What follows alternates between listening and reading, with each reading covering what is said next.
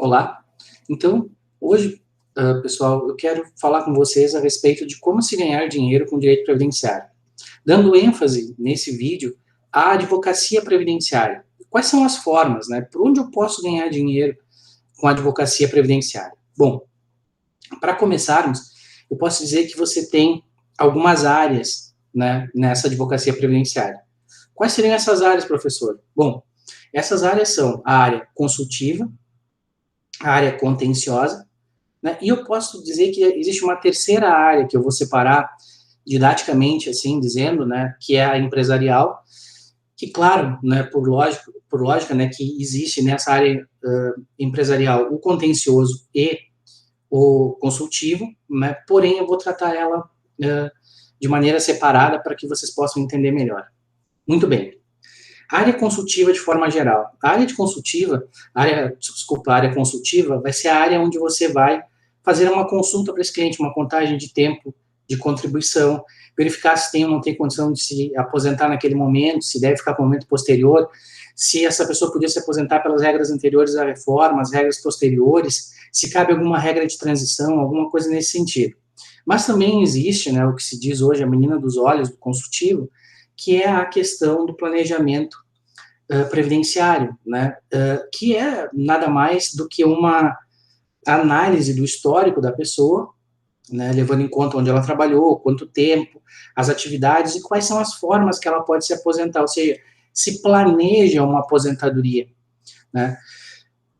Isso você vai cobrar como se fosse uma consultoria, né, e é uma consultoria, né, você vai dar um parecer a respeito dessa situação, fazendo os cálculos, analisando e vendo, explicando para a pessoa qual é a melhor forma dela se aposentar. Tá, professor, mas quanto é que eu cobro isso? Você deve seguir a tabela da OAB, né, normalmente é assim que se faz, né, seguindo a tabela da OAB.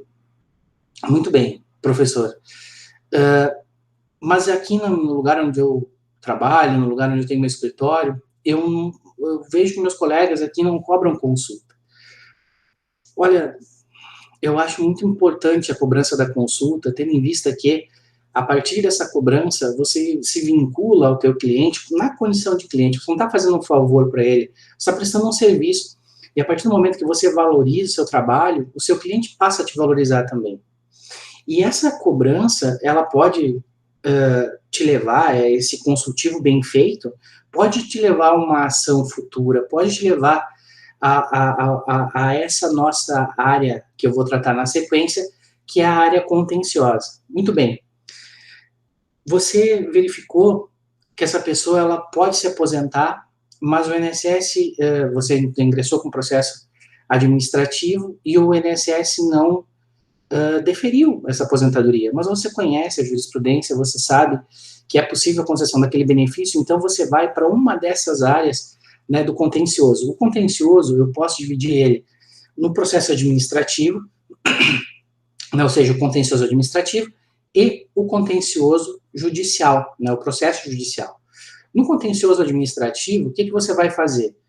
É isso que eu estava explicando anteriormente. Você vai, né, levar ao INSS, né, hoje, pelos meios eletrônicos, a documentação do seu cliente e verificar se o INSS vai deferir o benefício de aposentadoria ou não, né, se for o caso, que estamos discutindo aposentadorias aqui.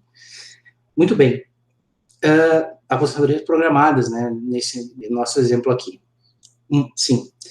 Tá, professor, mas o INSS indeferiu. O que eu posso fazer? Bom, você pode seguir pelo contencioso administrativo, levando, né, em grau de recurso esse procedimento, mas também, né, isso se for bom, e porque é importante ressaltar que eu vejo que tem muitos advogados que eles não vão muito pelo procedimento administrativo, às vezes por desconhecimento, e tem escritórios que são hoje especializados no procedimento administrativo. Por quê?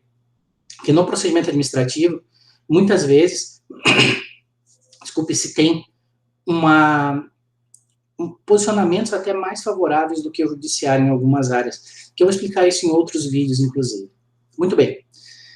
Optei pelo processo judicial, então estou no contencioso judicial, vou entrar com uma ação contra o INSS. Muito bem. Bom, quando eu escolho entrar com uma ação, eu tenho que escolher, desculpem, um rito. Como assim o rito, professor? Se é rito comum ou rito de juizado. Via de regra, né, na Justiça Federal, o rito comum vai ser acima de 60 salários mínimos e o juizado especial abaixo. Também vou explicar essa situação do rito em outro vídeo, melhor para esse vídeo não ficar tão longo. Eu tenho que cuidar também a questão da competência, se eu vou ingressar com ação na Justiça Estadual por conta de competência delegada, ou se é um acidente de trabalho, por exemplo, né?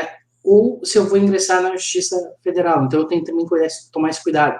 Eu também vou explicar isso em outros vídeos. Como é que a gente escolhe isso? Quais são as situações e circunstâncias para uma melhor escolha?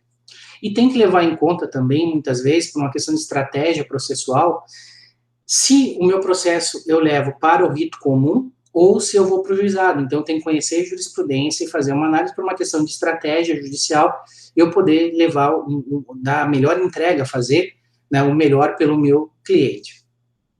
Muito bem. Aqui, como é que se ganha dinheiro?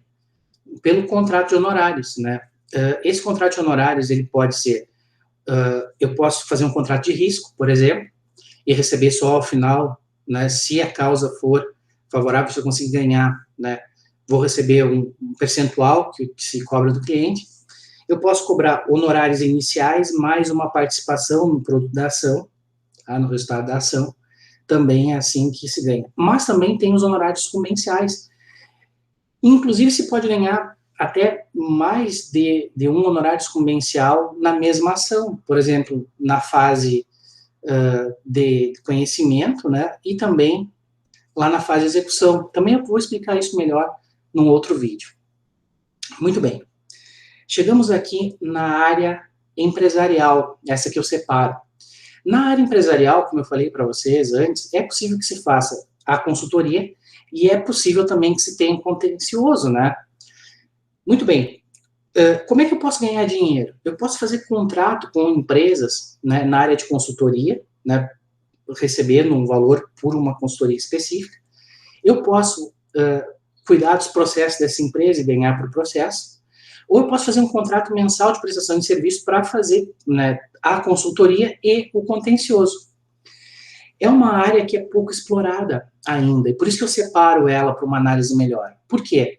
Nós temos a questão do custeio, existem várias ações ali possíveis, que também eu posso abordar melhor em outros vídeos, né, um vídeo específico dessas ações de custeio, na relativa a essas ações, que você pode ter e que você pode fazer com que essa empresa, né, se enquadre melhor em termos tributários na situação previdenciária. Você também tem possibilidade de defesa da empresa em questão de configuração de acidente de trabalho, por exemplo. Né? Há essa possibilidade também.